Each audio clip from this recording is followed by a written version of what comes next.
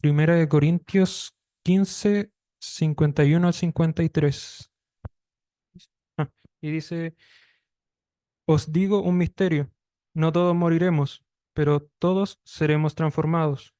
En un momento, en un abrir y cerrar de ojos, a la final de la trompeta, porque se tocará la trompeta y los muertos serán resucitados incorruptibles y nosotros seremos transformados, pues es necesario que esto corruptible se vista de incorrupción y que esto mortal se vista de inmortalidad.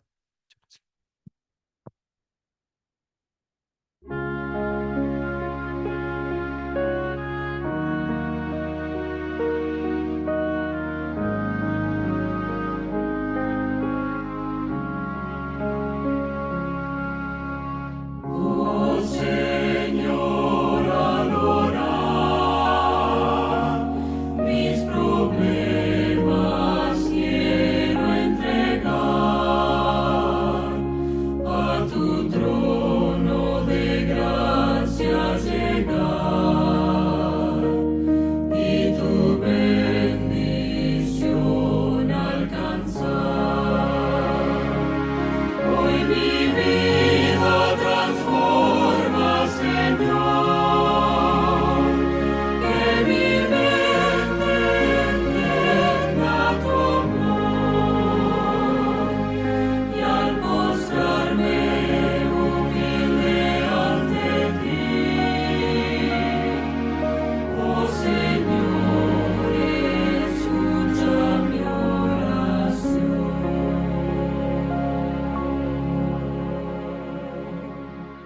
Padre nuestro que está en el cielo, Señor, santificado y glorificado sea su nombre. Señor, nuevamente le damos gracias por estar acá, en este lugar, buscando cada día, cada vez más de usted, Señor. Le pedimos de que usted esté presente en este culto, Señor. Nosotros le entregamos nuestros corazones, Señor, para que usted los nutra y los bendiga, Señor. Bendiga al que va a predicar, al hermano Miguel.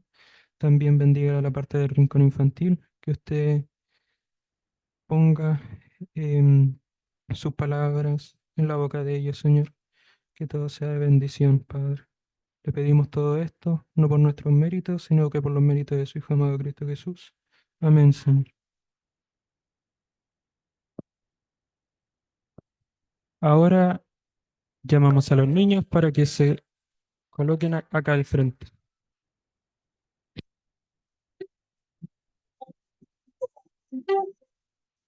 Mi pequeñita luz con su resplandor brilla en mi alrededor.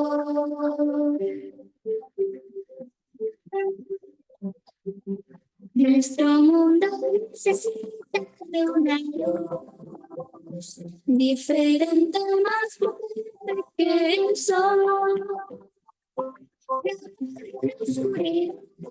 Alumbrar a la gente en todo lugar. Por eso creamos chispas radiantes de luz muy brillantes.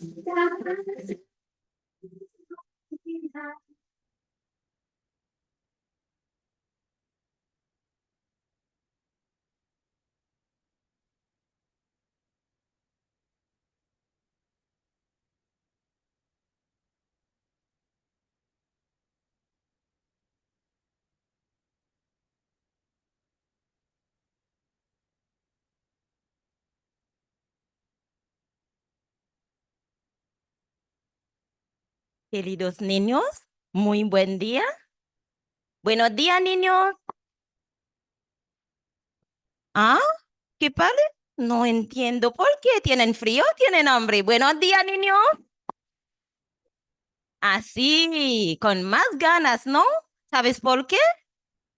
¿Saben por qué estamos felices hoy? ¿No?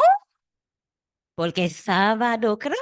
Sábado debemos ser muy felices. Estamos en la casa de Dios, ¿no? Buenos días, hermano. ¿Cómo estamos? Felizmente, ¿no? Estamos un día más en la casa de Dios. Agradecemos a Dios, ¿no? Amén. Ya, niños, hoy día es algo muy interesante, ¿eh? ¿Qué les parece? Tenemos luz, ¿eh? Es como si tenemos otra casa, ¿no? ¿Ya? Y mira, tenemos todo, son pura princesa y príncipe, ¿no? Tenemos príncipes y princesas, sí. ¿Pero por qué? Porque es un día muy especial. No solamente es un día sábado, pero vamos a hablar de una chica que tiene dos nombres en la Biblia. ¿Tienes idea de quién es? ¿Tienen idea? ¿Quién es? Muy bien, Esther. ¿Y cuál es el otro nombre de Esther? Adasa. Bien, perfecto. ¿Hermanos sabían eso? No, entonces para lo que no tenía idea. Entonces aquí están los niños para enseñarlos, ¿ya? Muy bien, ya. Pero antes de empezar, el Tomás quería orar para empezar este cultito, ¿ya? Oremos.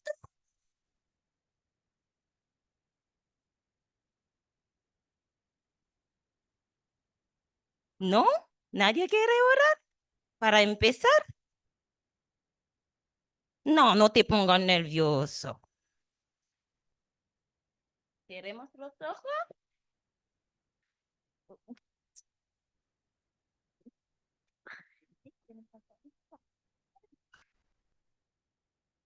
Ya, el Tomás tiene mucho nervioso. Entonces, ¿quién más quiere orar? Muy bien. Vamos a orar. Padre nuestro que está en los cielos, santificado sea su nombre, Señor. Te agradecemos por estar aquí en la iglesia, Señor. Te agradecemos por un día más de vida. em, que, que nos cuides, que nos protejas. Que, Señor, te pedimos que pongas un arco de fuego alrededor de nuestras casas, Señor. Señor, te pedimos en el nombre de Jesús. Amén. Muy bien, nada de nervios, estamos en casa, somos familia, no va a pasar nada, aquí está solamente los papás y nadie, somos una familia, así debe ser, en familia, ¿no? Ya. Entonces, el texto que tenemos hoy lo tenemos en Salmo 18:28, dice así: tú encenderás mi lámpara. Aquí está la lámpara que tenemos. Jehová mi Dios, alumbrar mis tinieblas. Ya, aunque no tenemos suficiente luz, nunca vamos a tener suficiente luz comparativamente a Dios, pero tenemos algo para, como un tipo de muestra para que sabemos de lo que estamos hablando hoy. ¿Ya? Muy bien. Ya. Dicen pero antes de todo, ¿ustedes saben que los nombres tienen una significación? ¿Lo saben? Sí. ¿Y saben qué significan sus nombres? ¿No? ¿Saraí no tienes? ¿Tomás tampoco? ¿O María José no? ¿Qué significa su nombre, Tomás? ¿Nombres de la Biblia? Sí, su nombre sí, sí está en la Biblia, pero ¿sabe lo que significa? ¿No? Ya. Entonces hoy día, ya. Mensajera de Dios. Mensajera de Dios. Muy bien. ¿Tenemos a alguien más? Nombre de este. Ya. Significado de nombre de Esther o mi nombre. ¿Tu nombre? Mi nombre. Ujú.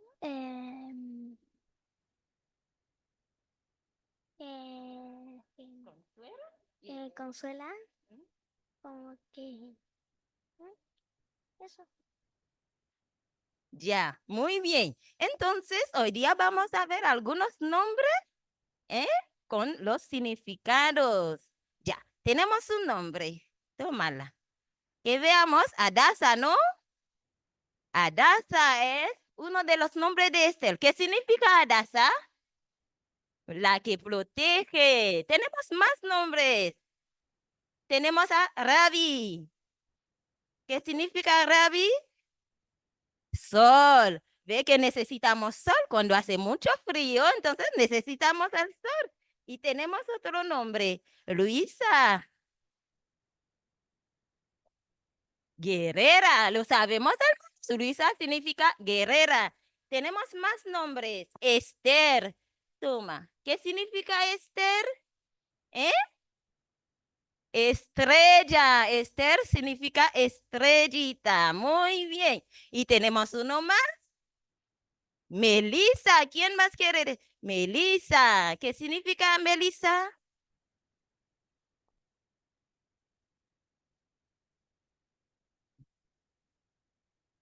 Dulzura. Melissa con dos X significa dulzura. Muy bien. Esa es una historia. Tenemos un montón de hermanos, pero no vamos a alcanzar porque debemos terminar hoy. Pero vamos a ver la historia.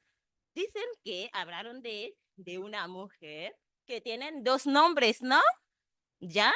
Esa jovencita tenía un primo, pero lo consideraron como su papá.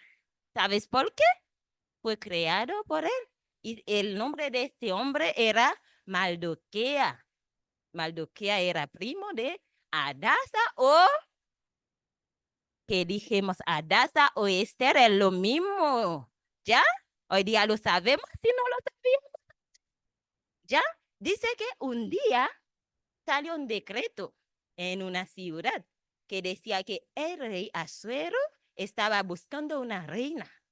Entonces, Esther era muy bonita, pero no solamente era bonita, Esther era muy cariñosa. Estaba siempre está lista para ayudando a los demás. Debemos ser listas para ayudar a los niños. Ya hoy día debemos ser no solamente a los papás, también tenemos que ayudar a los demás que tienen necesidad de una forma y otra. Tenemos que ser muy obedecientes como Esther, ¿ya? Entonces, ¿qué hice Esther? Esther fue a participar en un concurso de belleza, niños. Así que al final, ¿qué pasó? Eligieron a Esther como reina, porque cuando el rey Asuero aparezca, ve que Esther era tan bonita.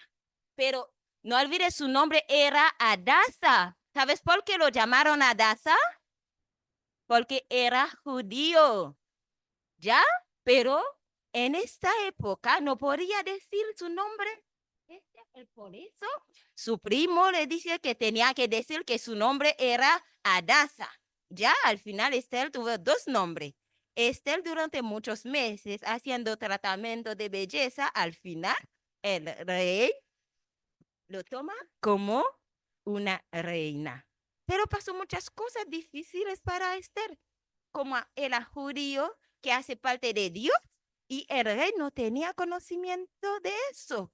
Entonces era un gran conflicto para Esther, un gran desafío para Esther. Entonces, ¿qué hizo Esther?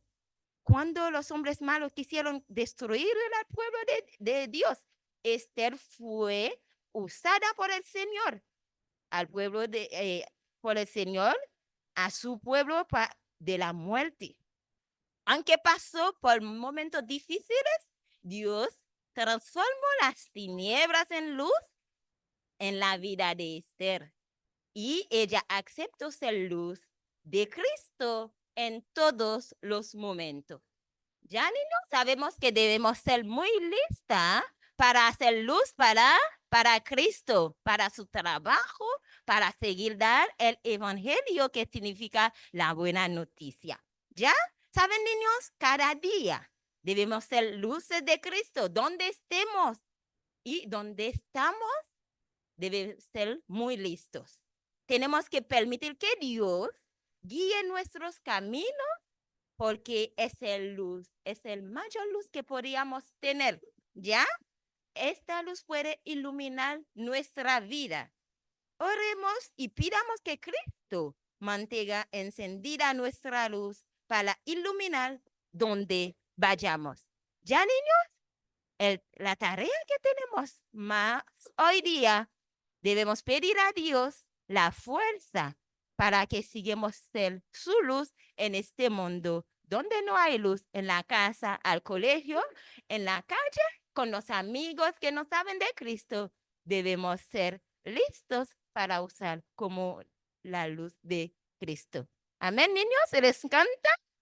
¿Todos querían ser como este? Muy bien. Entonces vamos a orar para terminar. ¿Quién quiere orar? ¿Alguien debe orar para terminar? ¿No? Ya, entonces oremos, hermano. Ah, muy bien. ¿No? Oh, Angie. No, hermanos, nadie quiere orar. Entonces oremos ya. Sí, claro. Ya, oremos, hermanos, para nuestros niños, para que sean utilizados como luz al Cristo. Amén. Oremos. Querido Padre que está en el cielo, te damos gracias por un día más. Gracias por su palabra. Gracias por estos niños. Como papás debemos instruirnos a ser más presente en su palabra para hacer su luz en este mundo donde hay tinieblas. Quédate con nosotros, bendiga a los niños, bendiga también a los papás que necesitan más sabiduría para educarlos. Dale más posibilidad también, la necesidad de cada día para no solamente enseñarla con su palabra, pero con el pan de todos los días. Quédate con nosotros. Todo este favor lo pedimos en el nombre de Jesús. Amén y amén. Amén, hermano. Ya, niños, ahora pueden pasar con la tía y vamos a dibujar. Pires, de los niños es el reino de los cielos.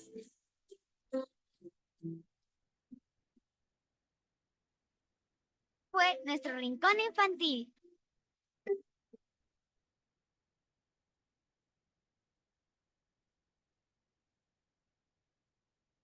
Felizado, hermanos.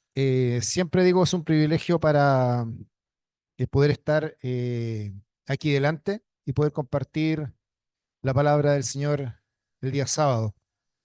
Em, Quisiera hacer una consulta. ¿Cuántos miembros de iglesia hay en esta mañana aquí dentro del templo? Quisiera ver las manos arriba. Miembros de iglesia, por favor, pongan la mano arriba, por favor, manténganla arriba. Asumo que entonces que los que no tienen su mano arriba no son miembros de iglesia. No necesariamente de esta iglesia, sino que adventistas, a eso me refiero, adventistas. ¿Ya? Adventistas, adventistas. Ya, a ver, ¿hay alguien? Bajen la mano ahora, ¿hay alguien que no sea, yo ya tengo identificado, pero alguien que no sea adventista? ¿Ya? ¿Por qué pregunto? No es porque quiera hacerlo pasar adelante ni nada. Es que pasa que el tema de hoy, si hay un adventista, por ahí veo a Georgia, ¿no? Georgia, Saide o Georgia. Georgia.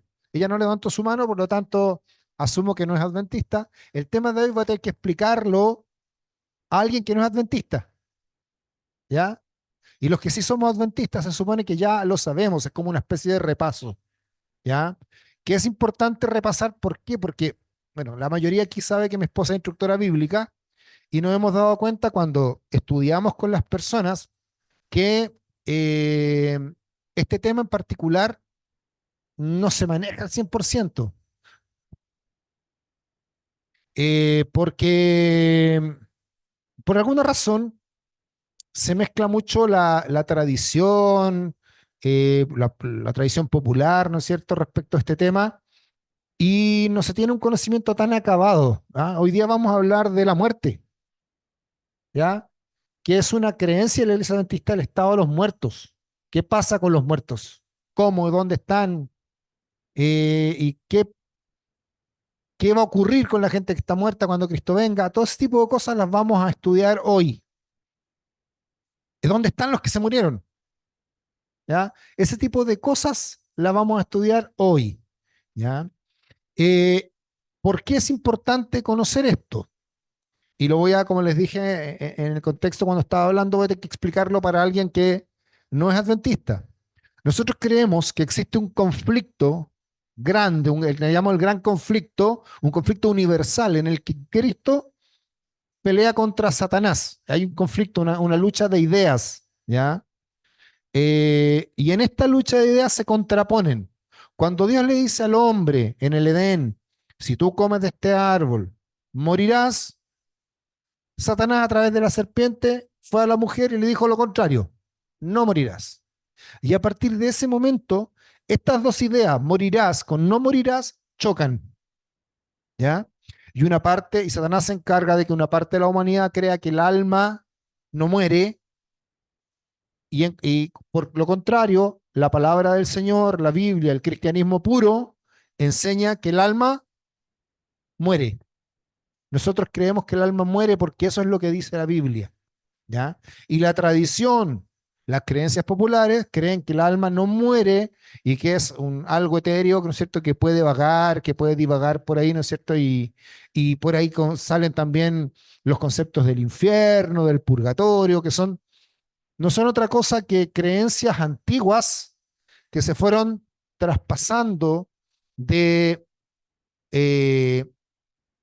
a través de las épocas, ¿no es cierto?, en distintas culturas, que fueron adquiriendo distintos nombres, ¿no es cierto? Los griegos principalmente acuñaron estas ideas de que el alma es algo que nosotros tenemos como un algo aparte, así como yo tengo una chaqueta, tengo un alma, ¿ya? Sin embargo, el cristianismo nos enseña, la Biblia nos enseña, de que no tenemos alma, sino que somos alma. ¿Se entiende la diferencia entre ser y tener? A ver, ¿alguien puede decir yo soy un auto? ¿O tendría que decir yo tengo un auto? Tengo un auto, ¿no es cierto? Ahora, con el alma es lo contrario. Yo no puedo decir yo tengo un alma. Yo tengo que decir, al leer la Biblia, yo soy un alma. ¿Ya?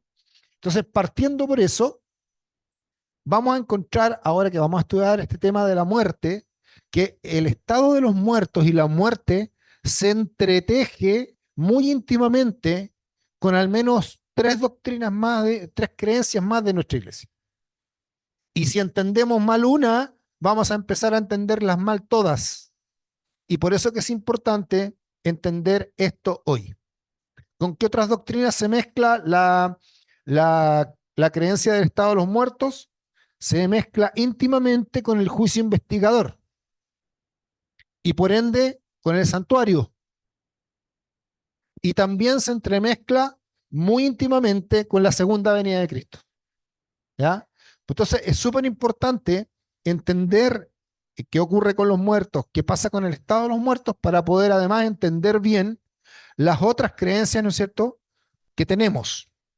Así que el estudio de hoy va a tratar, podríamos proyectar la primera PPT, va a tratar sobre esto, sobre el estado de los muertos y cómo se entreteje y se entrelaza esta creencia con las otras tres creencias que mencioné. Para poder dar inicio, ¿no es cierto?, a este tema, yo les voy a invitar a que inclinemos brevemente nuestro rostro para orar.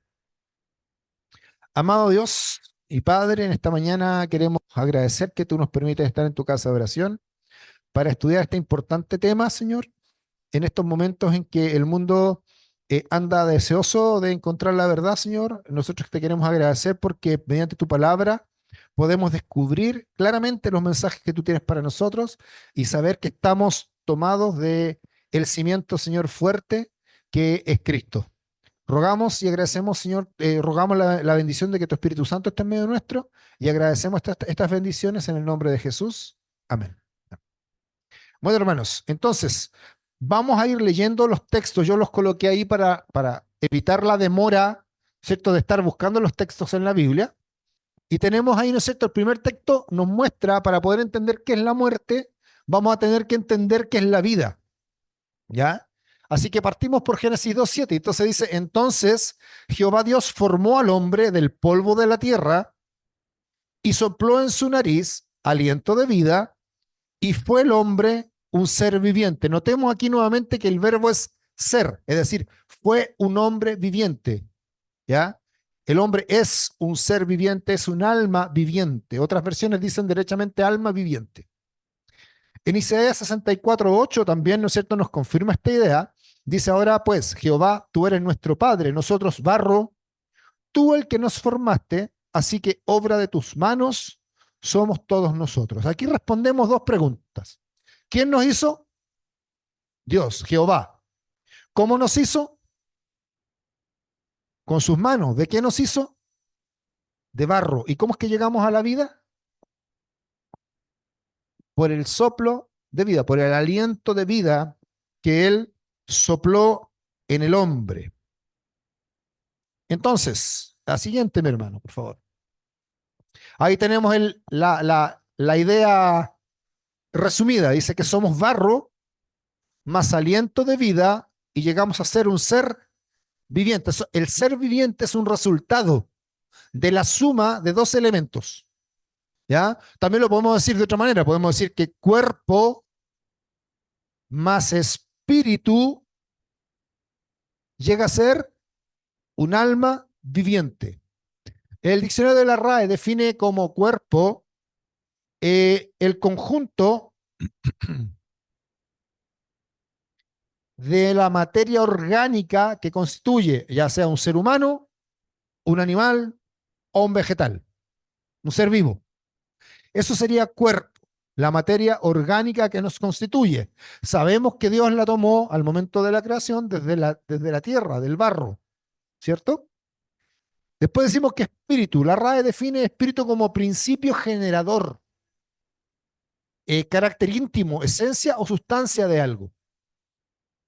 Y como alma es la parte inmaterial de los seres humanos. ¿Tenemos alguna parte inmaterial nosotros como seres humanos?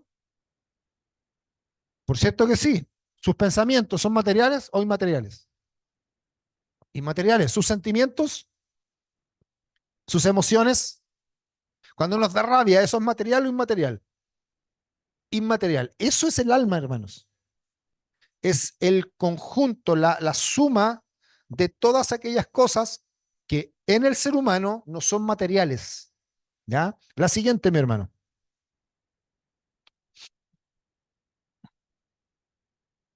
Ahí les coloco de nuevo como para poder ilustrar, ¿no es cierto?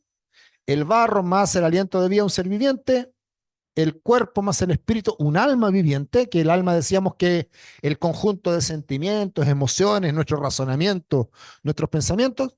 Lo quiero ilustrar ahí con la ampolletita, ¿ya? La ampolleta sería el cuerpo. La energía eléctrica sería, ¿qué cosa sería? El espíritu o el aliento de vida. Y la luz, ¿qué sería? El alma. ¿Ya? La luz es inmaterial, bueno, en estricto rigor es material, pero no nos vamos a ir tan profundo. La luz la vemos, ¿no es cierto? Pero es difícil, no la podemos tocar. ¿Ya? Entonces, podríamos hacer esa analogía, ¿no es cierto? La ampolleta más la energía emite luz. Y esa luz es inmaterial, no la podemos tocar. Lo mismo ocurre con el barro, el aliento de vida, el cuerpo, el espíritu. Ahora, entendemos lo que es la vida. Entonces, ¿qué pasa cuando morimos? Ocurre, hermanos, la siguiente, por favor. Ocurre el proceso contrario. Es decir, se quita la energía, la ampolleta queda ahí, disponible. ¿Y qué pasa con la luz? Desaparece, se apaga. ¿Ya? Lo mismo ocurre en la muerte, hermanos.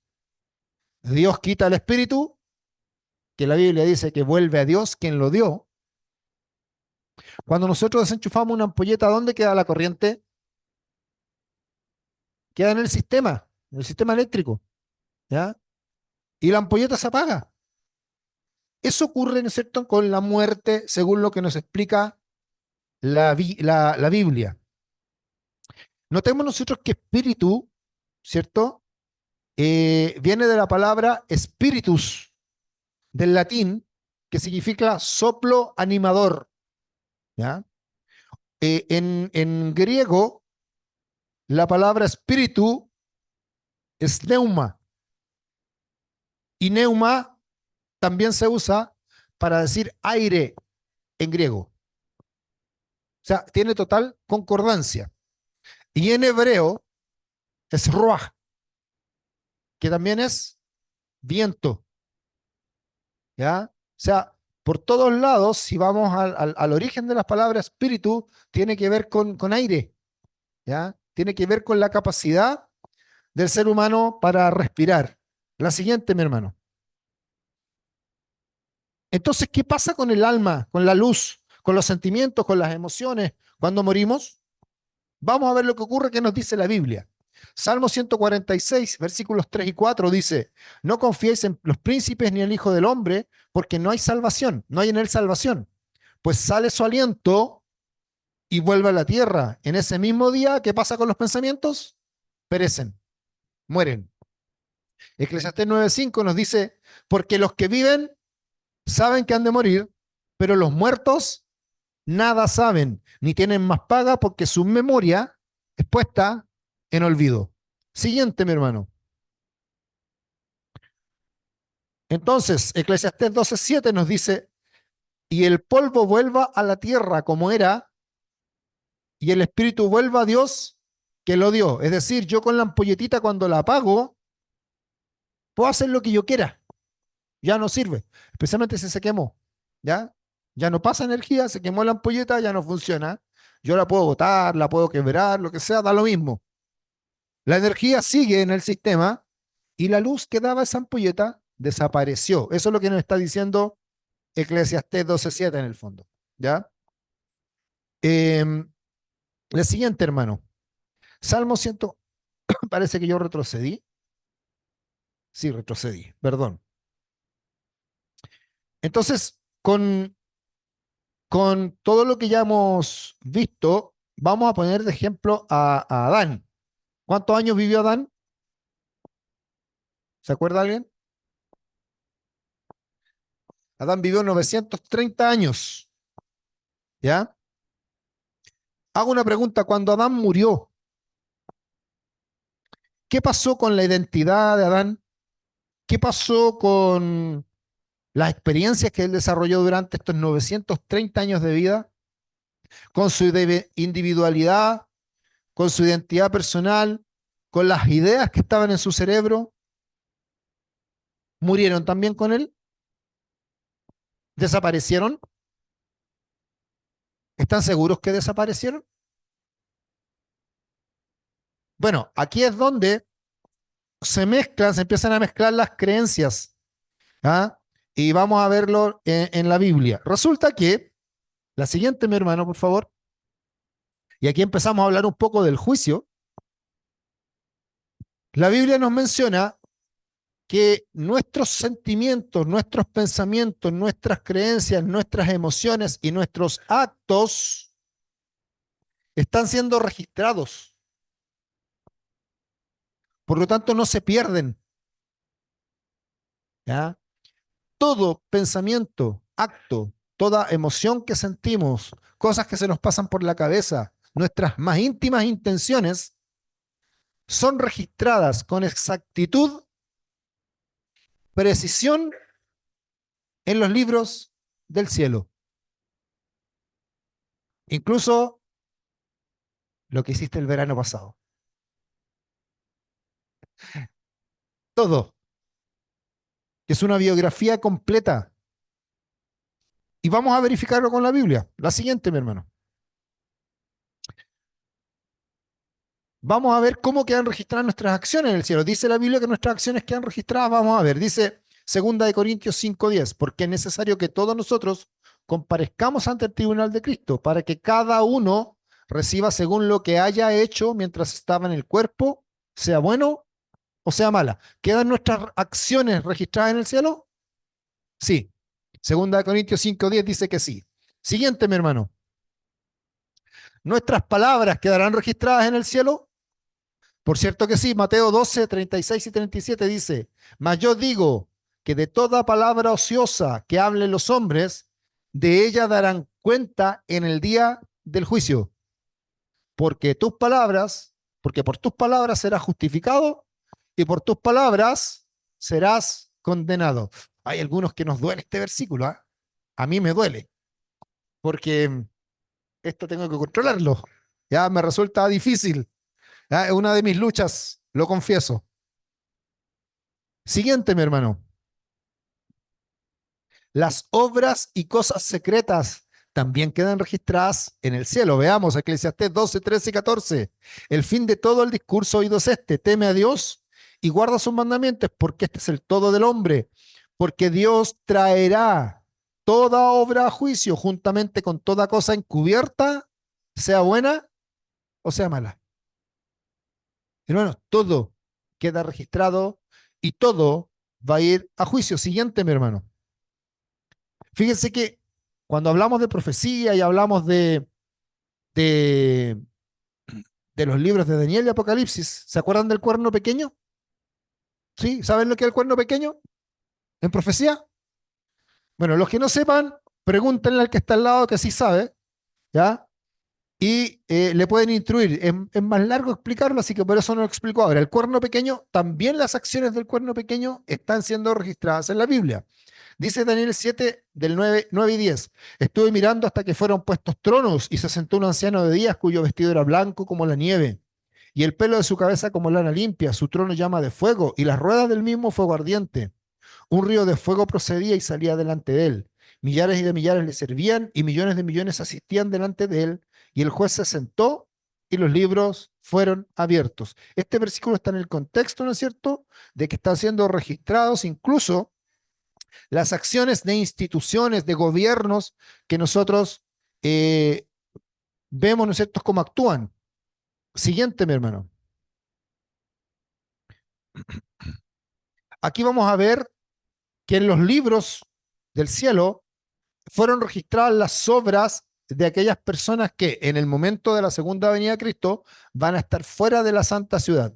Dice aquí, Apocalipsis 20, 12 y 13, y vi a los muertos grandes y pequeños de pie ante el trono de Dios, y los libros fueron abiertos, y otro libro fue abierto, en el cual es el libro de la vida, y fueron juzgados los muertos por las cosas que están escritas, ¿dónde? En los libros, según sus obras. Y el mar entregó a los muertos que había en él, y la muerte y el Hades entregaron a los muertos que había en ellos, y fueron juzgados cada uno según sus obras. Hermanos, los muertos están siendo juzgados por sus obras. Y si están muertos, ¿cómo obran? No obran. ¿Qué es lo que se juzga? Lo que está escrito en los registros. Es un juicio en ausencia. ¿Ya? Como hay un registro en el que quedó escrito todo con exactitud, no es necesario que la persona esté presente para ser juzgada.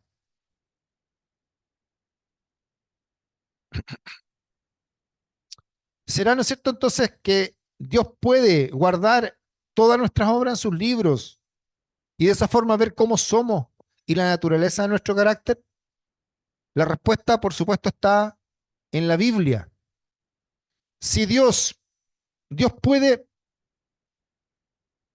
Dios puede guardar todo lo que nosotros hacemos aquí, en el fondo, y está reflejado en el cielo. Por ejemplo, la vida de Miguel, mi vida, está toda registrada en el cielo. Yo estoy en la tierra, pero en el cielo se sabe con exactitud quién soy, cómo soy y qué hago. ¿Eso es bíblico? ¿Y cómo lo podemos comprobar? Con un proceso inverso. ¿Y cómo me dirán ustedes? ¿Usted sabe quién es Cristo? ¿Sí? ¿Sabe quién es Cristo? ¿Alguien sabe quién es Cristo aquí? Quiero ver las manos. ¿Sí? ¿Tan poquitos saben quién es Cristo? A ver, quiero ver las manos de quienes saben quién es Cristo, por favor. ¿Ya? ¿Y cómo saben? ¿Y dónde está escrito lo que hizo Cristo? En 66 libros, hermano. En 66 libros, usted aquí en la tierra puede ver cómo es quien está en el cielo, ¿o no? Bueno, al revés con nosotros.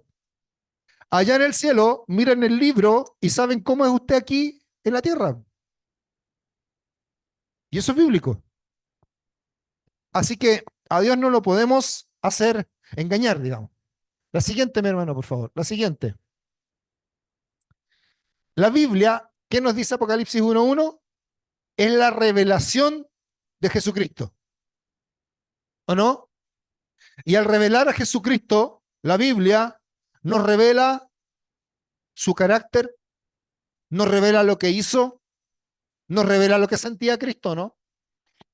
Sí, nos cuenta de emociones que Cristo tenía cuando estaba aquí en la tierra.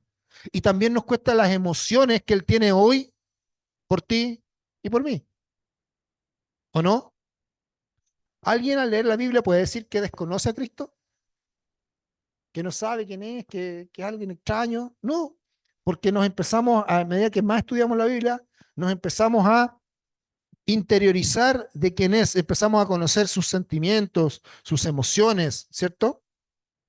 Así que la idea de que nos puedan conocer a través del registro que está quedando en el cielo es absolutamente bíblico. Y nosotros no solamente lo podemos leer, sino que lo vivimos.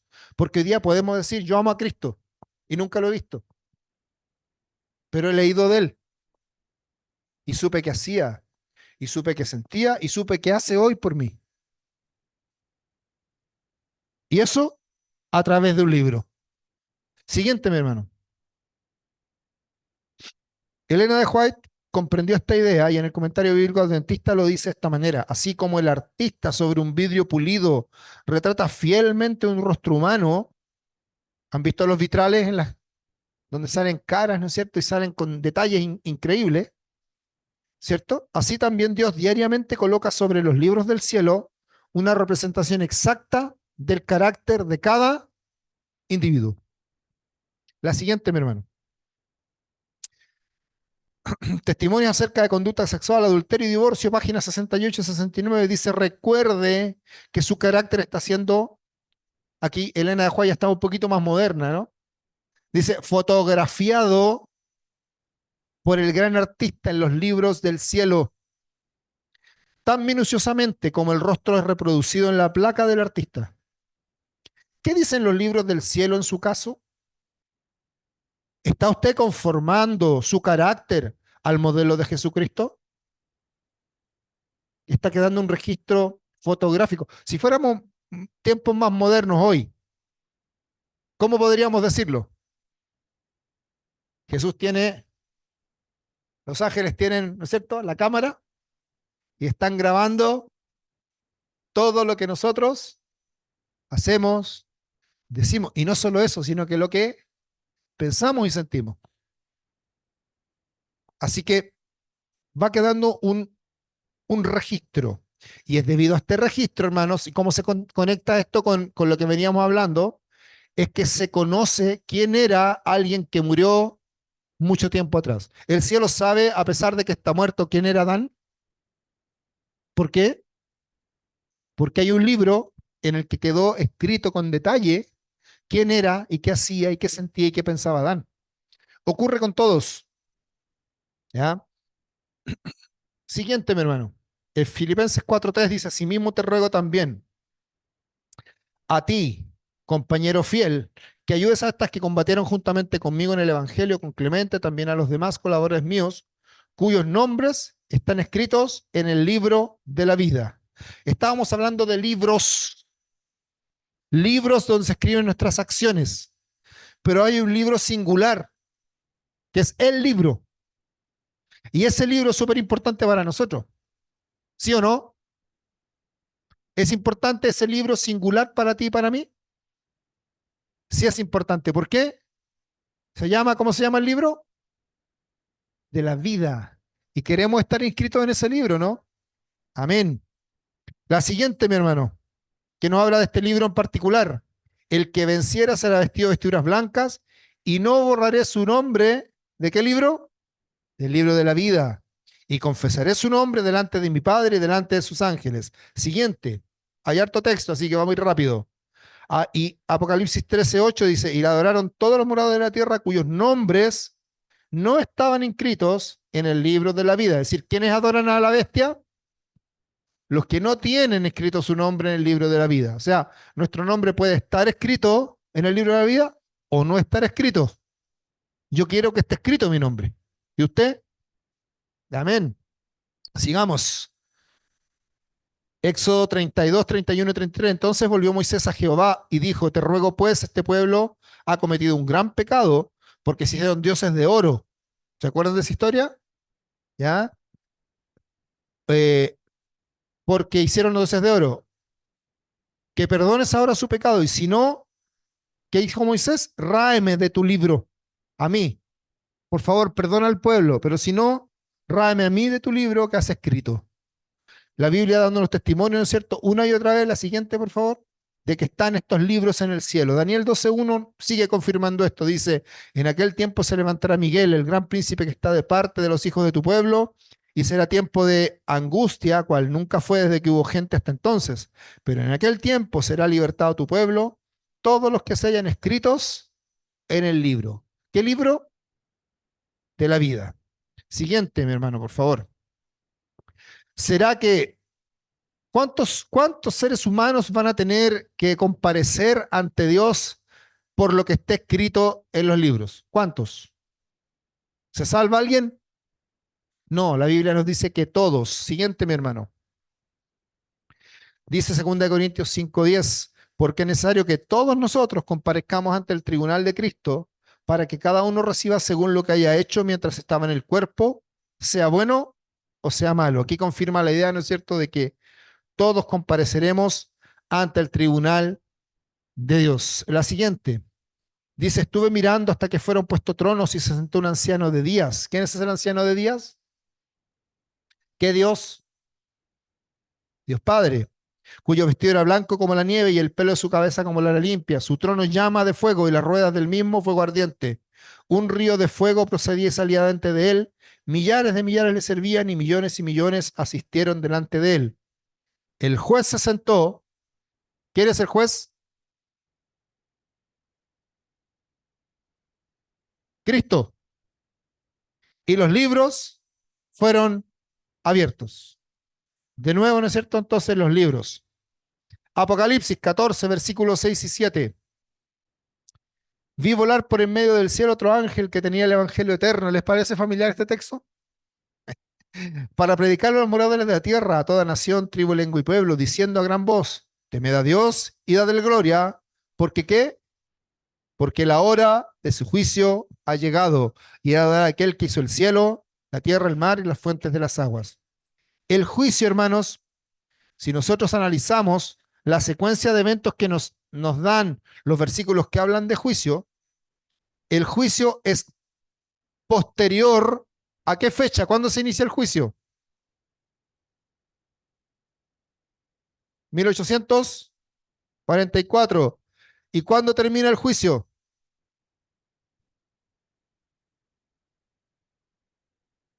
Antes de la venida de Cristo, no tenemos fecha, ¿ya?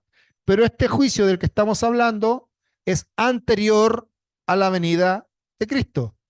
Es posterior al inicio del tiempo del fin y anterior a la venida de Cristo. Y todos, desde Adán en adelante, tendremos que comparecer en este juicio. La siguiente, mi hermano. Porque el Hijo del Hombre vendrá en la gloria de su Padre con sus ángeles. Y entonces, es decir, cuando Cristo venga por segunda vez, en ese momento dice que pagará a cada uno conforme a sus obras. En Apocalipsis 22:12 lo confirma, dice, he aquí yo vengo pronto y mi galardón conmigo para recompensar a cada uno según sea su obra. Y si Cristo está viniendo en gloria y majestad, ¿cómo es que sabe a quién premiar y a quién no? Porque el juicio lo hizo antes de venir, ¿o no? Si usted va a ver a su sobrino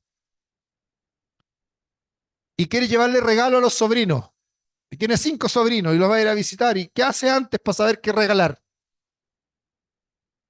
Llama a su hermano o hermana, le dice, oye, ¿y qué talla tienen los niños? ¿Averigua antes o después? Bueno, acá es lo mismo, pues, hermano. Para que Cristo sepa si le da o no el galardón, lo tiene que haber decidido antes de venir. Y ese es el juicio al que estamos viviendo hoy. ¿Ya? Por lo tanto, la idea de qué ocurre con los muertos, qué pasa con la gente que se muere, el estado de los muertos, se entremezcla con los conceptos de juicio y con el concepto de la venida de Cristo. Están íntimamente ligados. Siguiente, mi hermano. Primera de Tesalonicenses 4, del 15 al 17 nos dice, por lo cual os decimos esto en palabra del Señor, que nosotros que vivimos, recordemos que Pablo creía que iba a estar vivo en el momento de la venida de Cristo, dice, que nosotros que vivimos, que habremos quedado hasta la venida del Señor, no precederemos a los que durmieron, porque el Señor mismo con voz de mando, con voz de arcángel y con trompeta de Dios, descenderá del cielo y los muertos en Cristo resucitarán primero. Luego nosotros los que vivimos, los que hayamos quedado, seremos arrebatados juntamente con ellos en las nubes para recibir al Señor en el aire. Los muertos y los vivos, dice ahí, reciben su recompensa al mismo tiempo. ¿Ya? Que eso dice, y cuando Jesús venga, y así estaremos para siempre con el Señor. Siguiente texto, mi hermano. Juan 5, 28, 29 nos dice, no os maravilléis de esto, porque vendrá hora cuando todos los que están en los sepulcros oirán su voz, y los que hicieron lo bueno saldrán a resurrección de vida, mas los que hicieron lo malo a resurrección de condenación. Es decir, les hago una pregunta. ¿Dónde estaba Adán cuando comenzó el juicio investigador? ¿Dónde? ¿Estás seguro? Sí, mi hermana, súper bien, estás bien. Estaba en el sepulcro. ¿Necesitaba estar vivo Adán para ser juzgado? ¿Por qué? A ver si entendimos la idea. Porque quién era Adán y lo que hacía y lo que sentía está escrito en el libro. No es necesaria su presencia. ¿Y cómo sabemos en qué orden podemos avanzar, mi hermano? Se está haciendo el juicio. Bueno, Espíritu Profecía nos lo dice en el conflicto de los siglos. Página 537 nos dice, a medida que los libros de registro se van abriendo en el juicio, las vidas de todos los que hayan creído en Jesús pasan ante Dios para ser examinados por Él. Empezando por quién? Por los que vivieron primero. ¿Y quién vivió primero? Adán. Entonces, ¿quién fue el primer juzgado de la historia? Adán fue el primero que pasó por el juicio. Nuestro abogado presenta los casos de cada generación sucesiva y termina con los vivos. Hermanos, hoy perfectamente podría estar ocurriendo el juicio nuestro. No sabemos cuándo va a terminar el tiempo de juicio. Y es por eso que estos tiempos son tan solemnes. Y es por eso que estos tiempos son tiempos de buscar a Jehová. No son tiempos para estar distraídos. Son tiempos solemnes. ¿Alguien ha estado alguna vez en un juicio? ¿Sí? ¿Usted ve gente paseándose, riéndose en el momento del juicio, no? Oiga, no vuela ni una mosca. Llega a ser sobrecogedor. Yo me acuerdo que fuimos por un robo que nos hicieron con Vivian en un auto. Nos quitaron un material de colportaje y tuvimos que ir al tribunal a declarar. Y nosotros íbamos súper relajados. Y de repente suena, entra la honorable jueza, no sé cuánto, y fue, pero así como que se congeló el aire. Así. Y ahí nosotros entendimos, en ese momento nos miramos y después lo comentamos. Oye, qué solemne, qué solemnidad, qué ambiente el que se genera cuando el juez entra. Y uno de repente cuando lee la Biblia dice, y el juez se sentó y los libros fueron, como que lo mira tan liviano. Pero cuando uno está realmente en un juicio se da cuenta que es de una solemnidad impresionante. El momento que vivimos, hermanos, es un momento solemne, muy solemne en la historia de la humanidad. La siguiente. El conflicto de los siglos, también página 536, nos dice, los justos ya muertos no serán resucitados, sino hasta después del juicio, en el cual habrán sido juzgados dignos de la resurrección de vida. No estarán presentes en persona ante el tribunal cuando sus registros sean examinados y sus causas falladas. Siguiente, mi hermano. Lucas 8, 52 al 56 nos dice, y lloraban todos los que hacían lamentación por ella, pero él, aquí nos está hablando, ¿no es cierto?, de la historia de la hija de Jairo, y nos dice, lloraban todos los que hacían lamentación por ella, pero él dijo, no lloréis, no está muerta, sino que duerme. y se burlaron de él sabiendo que estaba muerta. Mas él, tomándola de la mano, clamó diciendo: muchacha, levántate. Entonces, cualquier espíritu volvió a ella e inmediatamente se levantó y él mandó que se le diese de comer. ¿Eso dice ahí? ¿Qué dice? Que su espíritu volvió a ella. Hermanos, el espíritu de vida que tú tienes es singular, es tuyo. No es cualquiera.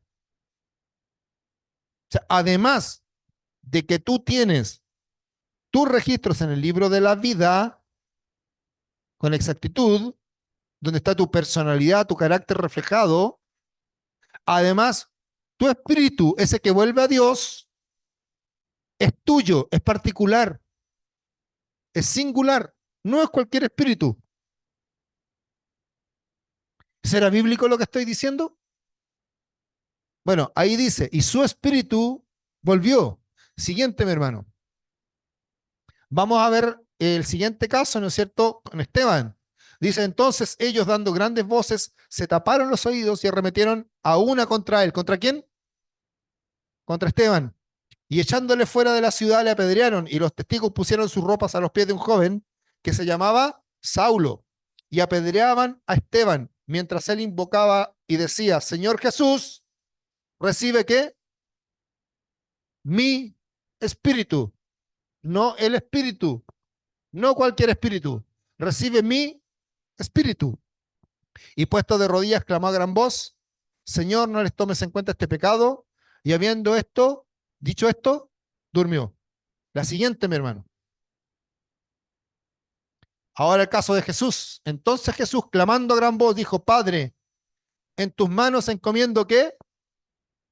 Mi espíritu.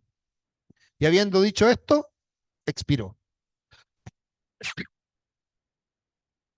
Miren lo que dice aquí la sierva del Señor. Nuestra identidad personal será preservada en la resurrección, aunque no sean las mismas partículas de materia, ni la misma sustancia material que fue a la tumba. Las maravillosas obras de Dios son un misterio para el hombre. El espíritu, el carácter del hombre, vuelve a Dios y allí es, ¿qué cosa? Preservado. Por eso que eres único. En la resurrección cada hombre tendrá su propio carácter.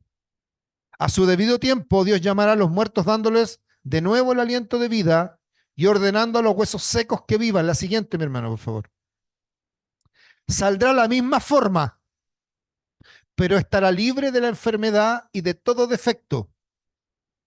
Vive otra vez con los mismos rasgos de carácter individuales, de modo que el amigo reconocerá al amigo. No existe ninguna ley de Dios en la naturaleza que le obligue a devolver al hombre idénticas partículas de materia que componían el cuerpo antes de la muerte. Dios le dará a los justos que murieron un cuerpo que le será de agrado a él. ¿Qué les parece?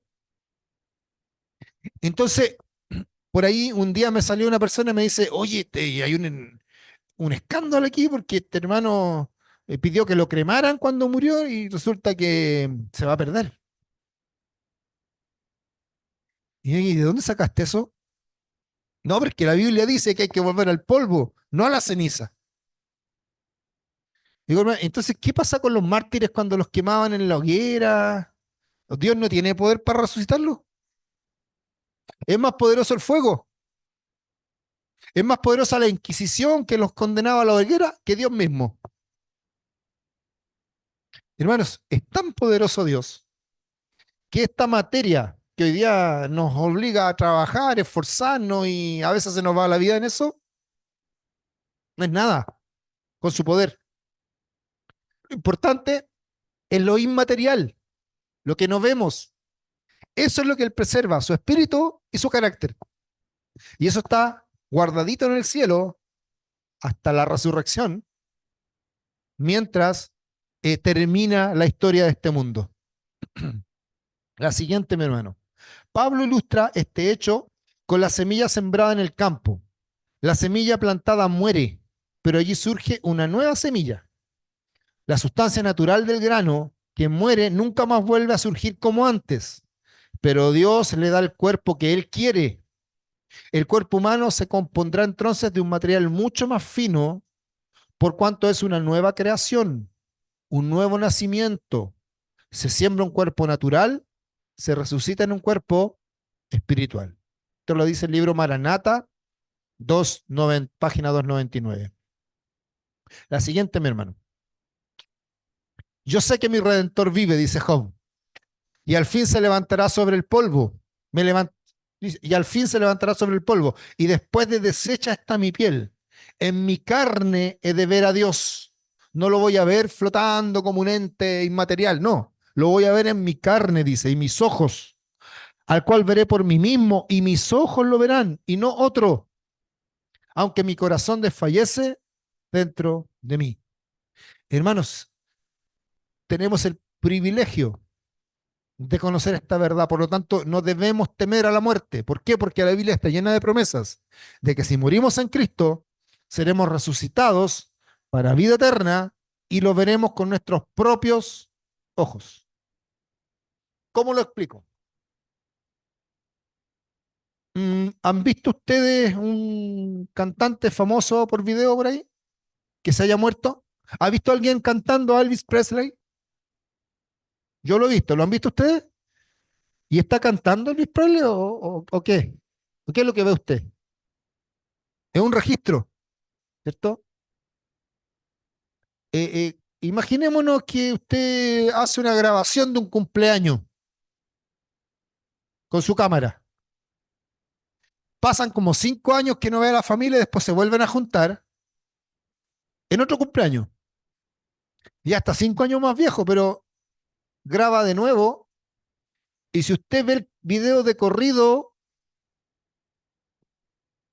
está el primer cumpleaños y de repente empieza el segundo cumpleaños 5 años después y esto es como que hubiesen pegado las historias, pero la persona sigue siendo la misma. El cumpleañero es el mismo, 5 años más viejo. Pero, pero sigue siendo el mismo o cambió. Sigue siendo el mismo. Eso mismo ocurre, una forma de tratar de entender lo que ocurre cuando nosotros muramos y Cristo vuelva, vamos a despertar como estábamos al momento de nuestra muerte, con esa cadena de pensamientos, hermano. Con esa, vamos a despertar en la misma sintonía que fuimos al descanso. ¿Ya? Y ahí nos vamos a ir dando cuenta, ¿no es cierto?, de que el cuerpo está distinto, y nos vamos a dar cuenta del contexto en el que hemos despertado, que es la gloriosa venida de nuestro Señor. Pero nuestra mente en el momento de despertar va a estar en la misma sintonía que estaba al momento de la muerte. ¿Cómo lo sabemos? La siguiente, mi hermano, por favor. El conflicto de los siglos, página 722, nos habla de esto. Nos cuenta, ¿no es cierto? Este relato dice, allí hay reyes de la gente que está fuera de la santa ciudad. De esto está hablando, ¿ya? Y ahí nos dice, hay gente que resucitó para juicio, para muerte. Nos dice, allí hay reyes y generales que conquistaron naciones, hombres valientes que nunca perdieron una batalla, guerreros soberbios y ambiciosos cuya venida hacía temblar reinos. La muerte no los cambió. Al salir de la tumba, reasumen el curso de sus pensamientos en el mismo punto en que los dejaron. Se levantan animados por el mismo deseo de conquista que los dominaba cuando cayeron. O sea, un guerrero, imagínense un guerrero que estaba con la espada ahí en los tiempos medievales luchando porque quería conquistar otro reino, le llegó un flechazo, no supo cuándo, ¡pum!, murió. Al momento de despertar, él va a despertar como que estaba en la batalla, con ese ánimo. Porque ahí se interrumpió su película. Ahora, a nosotros, si llegamos a ir al descanso y descansamos en el Señor, vamos a despertar también en ese ánimo. ¿Ya? Se nos devuelve el aliento y se nos conecta el registro en el mismo punto en el que se apagó. Eso es lo que nos está diciendo ahí. La siguiente, mi hermano.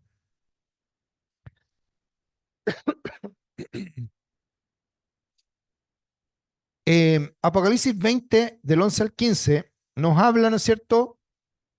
El contexto general tiene que ver con el juicio de los impíos después del milenio. Pero las primeras líneas eh, ilustra la misma forma en la que los justos son juzgados. Dice así: y vi un gran trono blanco en el que estaba sentado y al que estaba sentado en él, de delante del cual huyeron la tierra y el cielo, y ningún lugar se encontró para ellos. Y vi a los muertos grandes y pequeños de pie ante Dios, y los libros fueron abiertos, y otro libro fue abierto, el cual es el libro de la vida. Y fueron juzgados los muertos por las cosas que estaban escritas en los libros según sus obras. Y el mar entregó a los muertos que había en él, y la muerte y el Hades entregaron a los muertos que había en ellos, y fueron juzgados cada uno según sus obras. Y la muerte y el Hades fueron lanzados al lago de fuego. Esta es la muerte segunda, y el que no se halló inscrito en el libro de la vida fue lanzado al lago de fuego. Hermanos, súper importante entender cómo se mezclan entonces el estado de los muertos, el juicio, ¿cierto? Y también la doctrina del santuario. En el santuario, la siguiente, mi hermano, había servicio diario y servicio anual. ¿Y por qué es importante para nosotros? ¿Y qué tiene que ver esto con la muerte y con el juicio? Es importante. Vamos a ver estos dos versículos. Dice: si confesamos nuestros pecados, Él es fiel y justo para perdonar nuestros pecados y limpiarnos de toda maldad.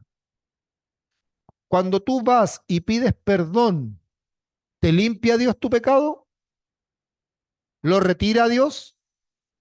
¿Y dónde queda tu pecado? ¿En el fondo del mar? No. El pecado queda en el santuario, en el cielo, tal como quedaba el pecado en el santuario terrenal cuando el israelita iba y hacía un sacrificio por pecado. Entonces, ¿es importante para nosotros comprender el santuario, la creencia del santuario? Sí, porque yo puedo estar creyendo que pedí perdón y esta cuestión se acabó. Y no, resulta que el pecado sigue estando registrado, pero en el santuario. ¿Quién carga ese pecado? Yo no lo cargo, lo carga Cristo en el santuario. Ahí queda el registro. ¿Ya? Y después había un servicio anual, que era el día del Yom Kippur, el día de la purificación. Vamos ahí a Levítico 16:16, dice: así purificará el santuario a causa de las impurezas de los hijos de Israel, esas impurezas que se acumulaban durante el año, de sus rebeliones y de todos sus pecados. De la misma manera hará también el tabernáculo de reunión, el cual reside entre ellos y en medio de sus impurezas. Hermanos, había un día del perdón, un día de la purificación en el templo terrenal. Y hoy día, nuestros pecados, cada vez que nosotros confesamos nuestros pecados, somos perdonados y tenemos derecho a permanecer en el libro de la vida, porque el pecado nos es quitado a nosotros y es dejado en el santuario en el cielo, ahí guardadito, reservado. ¿Ya? Ya no lo tienes tú, está allá. ¿Se entiende? Pero va a venir un día de purificación. Y ese día de purificación, cuando seamos juzgados, ¿cierto? Y nosotros seamos encontrados justos, no escuché ni un amén. El día de la purificación en el cielo, cuando resultado del juicio seamos encontrados justos, qué bueno, qué bonito escucharlo, amén, ¿ves? Entonces, alguien va a tener que hacerse cargo de esos pecados. Y adivinen quién se va a tener que hacer cargo de esos pecados. En el santuario terrenal había dos machos cabríos en el día de la purificación. Uno se sacrificaba por Jehová y otro se le cargaban a él todos los pecados de todo el año, del todo el pueblo, se cargaban sobre él, sobre el macho cabrío de Azazel, ¿no es cierto? Se le llamaba, y era desterrado al desierto. En el santuario celestial va a ocurrir lo mismo. Todos los pecados que nosotros confesamos no están ya en nosotros, están en el templo, allá arriba, en el cielo. Pero cuando ocurra el juicio final, esos pecados van a ser cargados ¿sobre quién? Sobre Azazel. ¿Quién es Azazel? Satanás. Y él va a tener que cargar los pecados por los cuales nosotros hayamos pedido perdón.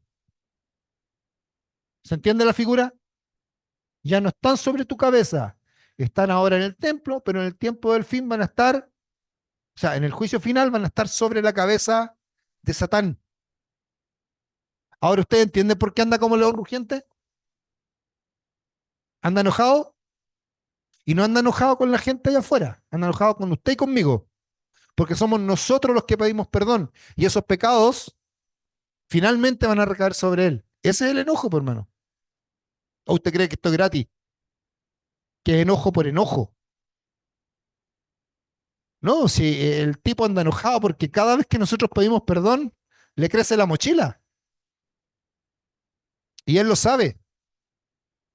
Ahí está el detalle, mis hermanos. Bueno, volvamos al tema. Dice la siguiente, mi hermano.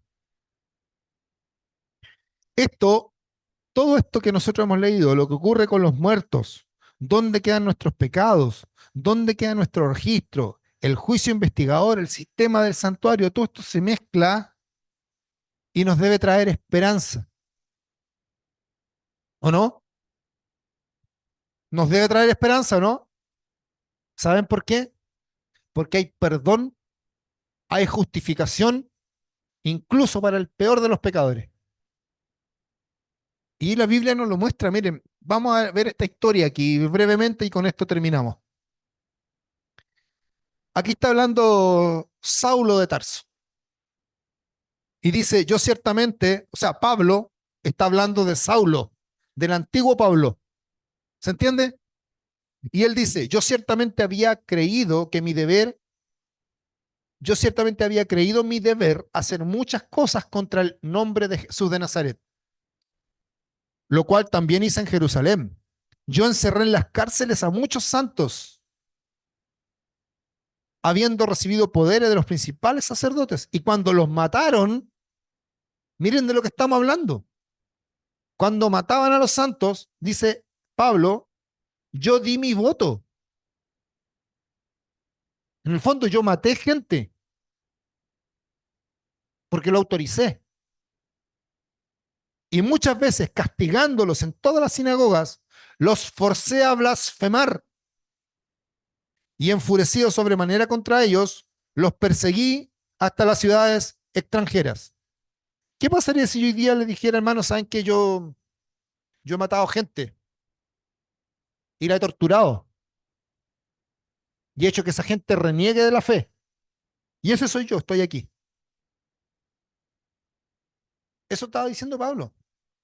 Estaba reconociendo que había sido un vil pecador, que había cometido lo que hoy día se llamarían delitos de lesa humanidad.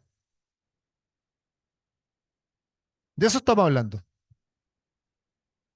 Y ese mismo Pablo, en el versículo 16 de Hechos 22, dice, ahora pues, ¿por qué te detienes? Levántate, bautízate y lava tus pecados invocando su nombre.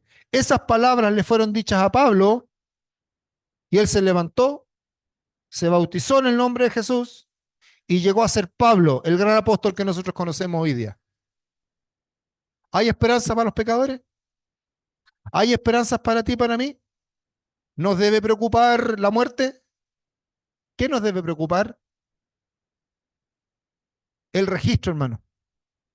Nos debe preocupar qué registro estamos dejando en los libros. Eso es lo que nos debe preocupar, no la muerte. La muerte es un detalle. Memento mori, dice un latinajo por ahí. Recuerda que vas a morir. es lo más seguro que hay en la vida. ¿Sí? Lo más seguro es que si pasan 50 años más antes de que Cristo venga, lo más seguro es que yo muera. ¿O no? Sí, si ya tengo 54. 50 más sería un milagro que estuviera vivo. Entonces, lo más seguro es que en 50 años más yo esté muerto. Y si en 50 años más Cristo no ha venido, esa es la única seguridad grande que tengo, porque preservar mi trabajo 50 años más, súper improbable. Que esta ropa me dure 50 años más, súper improbable. Pero la muerte, lo más seguro. Entonces no nos debe preocupar eso, hermanos. Para nosotros la muerte como cristianos, como creyentes, como adventistas del séptimo día que tenemos claridad en estas creencias, es un trámite. Bienaventurados los que mueren de aquí en adelante. Eso dice la Biblia. Bienaventurados si me muero, por hermano. Bienaventurado, ¿no? Amén. ¿Saben? La siguiente, mi hermano. Quiero ilustrar esto con esa imagen. Recuerdo ahí el año 1991 haber llegado a mi oficina en la compañía chilena, en la gloriosa compañía chilena de fósforo, haber entrado a mi oficina y me tenían esa maravilla arriba del escritorio. ¿Ah? Un Intel 80286. Un 286, por mano, no cualquiera tenía un 286. Pantallita verde, teclones así súper gruesos. Uno trataba de grabar un disque así de chiquitito y se demoraba como 1 hora y media. Pero era una maravilla para la época. Imagínense que tenemos ese computador y que ese computador somos nosotros hoy día. Un computador viejo, para la fecha actual. Hoy día ninguna maravilla, en esa época era lo último. Y la siguiente, mi hermano. Y producto de un incendio, de una inundación o de que alguien vino y lo hizo pedazo, murió el computador. Y usted dice, perdí el computador.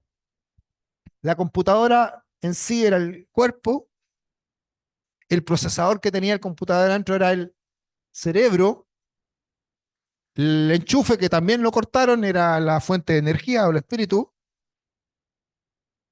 y yo necesito recuperar la información. ¿Qué hago? ¿Qué tendríamos que hacer? Ir a comprar un computador nuevo, ¿no? Cuando Cristo venga, ¿nos va a dar un computador nuevo? Sí, nos va a dar un computador maravilloso, hermano. La siguiente. Porque el computador ya se murió. Por la razón que sea, se acabó el computador antiguo. La siguiente, mi hermano. Miren lo que dice este versículo. Fíjense bien en el misterio que les voy a revelar. No todos moriremos, porque recordemos que Pablo creía que iba a estar vivo, pero todos seremos transformados en un instante, en un abrir y cerrar de ojos al toque final de la trompeta. Pues sonará la trompeta y los muertos resucitarán con un cuerpo incorruptible y nosotros seremos transformados, los que estemos vivos. Porque lo corruptible tiene que revestirse de lo incorruptible y lo mortal de inmortalidad. Y miren la maravilla que va a ocurrir. La siguiente, mi hermano. Ese computador viejo con letras verdes, con teclones grandes, va a ser un nuevo y maravilloso computador de última generación. Su cuerpo nuevo, mi hermano. Ahí está. Pero ¿saben qué va a garantizar que sea su cuerpo? La información del disco duro. Los registros que tenía ese computador cuando nosotros tomemos el disco duro que quedó guardado en el cielo y se lo reinsertemos a este computador nuevo ahora, ahí van a estar las mismas cartas que quedaron a medio escribir. Ahí van a estar los mismos trabajos que quedaron a medio hacer. Ahí va a estar los mismos registros que estaban en ese computador viejo, pero en una máquina nueva. ¿Les gustaría que ocurriera eso con ustedes? ¿Les gustaría recibir un cuerpo nuevo de última generación? Con más capacidad, con otras facultades físicas así sanito. ¿Les gustaría? ¿Saben lo que tenemos que hacer para recibir eso? La siguiente, mi hermano. aprovechar esa tecla. Todos los computadores tienen esa tecla. Esa tecla se llama la tecla borrar. Hermanos, el Señor está ansioso por borrar mis pecados y borrar tus pecados. Y que tu nombre sea inscrito o permanezca inscrito en el libro de la vida. Pero el proceso de borrar esos pecados no lo podemos saltar. Y el llamado de hoy, mis hermanos, es a buscar al Señor de todo corazón, arrepintiendo nuestros pecados. La siguiente, por favor, Luciano, y con eso terminamos. Ahora pues, ¿por qué te detienes? Levántate, bautízate y lava tus pecados, invocando su nombre. Si tú ya estás bautizado, no necesitas bautizarte de nuevo, pero sí ponerte de rodillas y pedirle perdón al Señor y entregarle nuevamente todos los días, así como en el sacrificio diario en el santuario, tus pecados, para que sean borrados de ti y puestos allá en el santuario del cielo mientras termina toda esta historia del mundo. ¿Alguien quiere entregarle sus pecados al Señor para que Él pueda limpiar nuestras vidas y recibir ese cuerpo maravilloso, ese computador de última generación? ¿Alguien quiere? Pongámonos de pie para orar.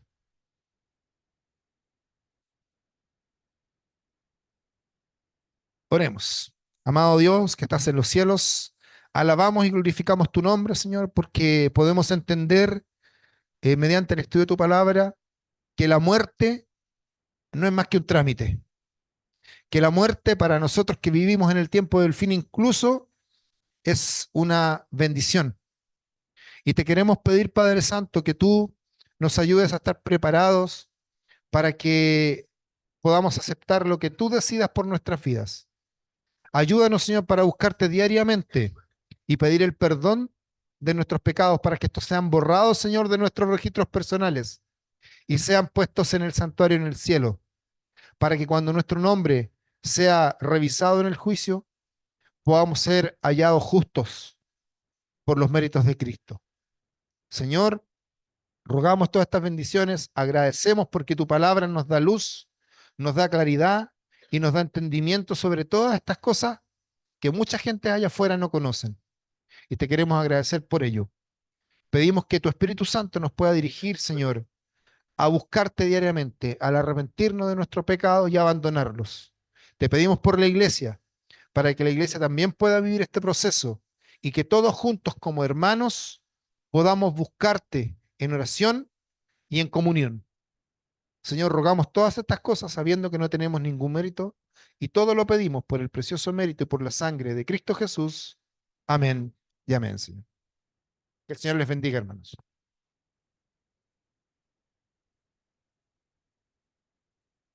Mira, hermano, ahora de pie entonaremos nuevamente el himno 181.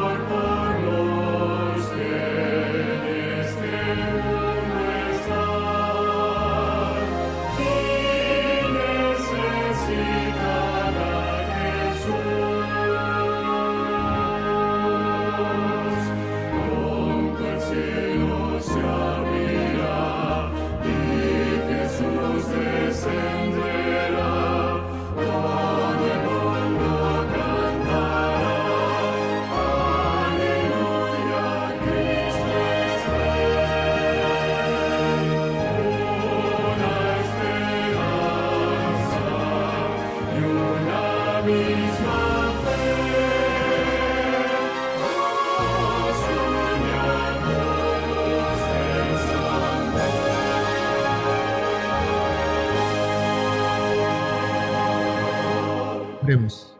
Padre amado que estás en los cielos, nuevamente nos dirigimos a ti, agradecidos por la bendición de poder haber estado en este día en tu casa de adoración. Rogamos que tus santos ángeles nos acompañen de regreso a nuestros hogares, entendiendo, Señor, que podemos abrazar cada día la esperanza de que tú nos regalas, Señor, en tu palabra, del perdón de nuestros pecados y poder estar con nuestro nombre escrito en el libro de la vida. Pedimos esta bendición también para nuestros hermanos que no han estado el día de hoy acá. Bendícelos también a ellos en sus hogares y quédate con nosotros en esta tarde, día sábado. Lo pedimos en el nombre de Jesús. Amén, Señor.